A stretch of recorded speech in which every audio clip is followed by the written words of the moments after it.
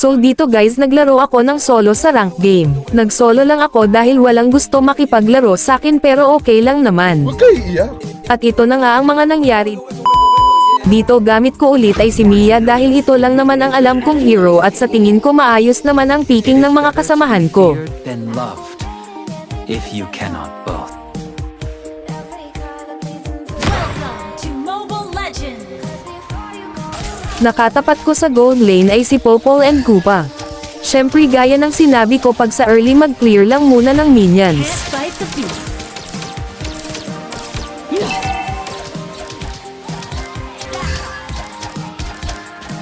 At dito akala ko mapapatay ko na siya kaso ako yung napatay niya.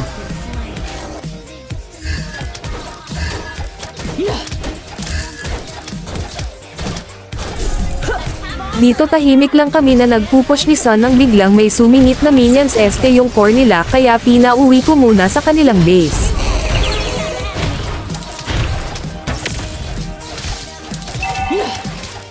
Let the power of music heal this world.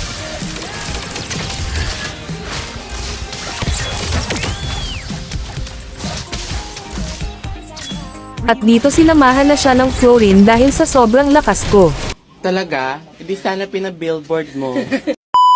At nakisali na rin yung core nila dito Gina rin akong makipagpatayan sa dalawang kaya sa sobrang lakas ko ako yung napatay.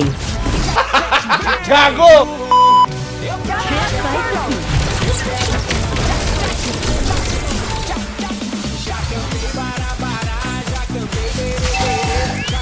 Let's jam.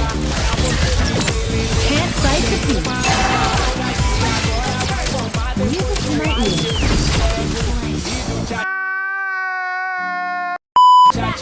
At dito lumipat na muna ako ng ibang lane dahil bugbog sarado na ako sa lane ko at ang akala ko kaya kung sabayan tong Teresla nila kaso ang sakit rin niya pala kaya umatras muna ako.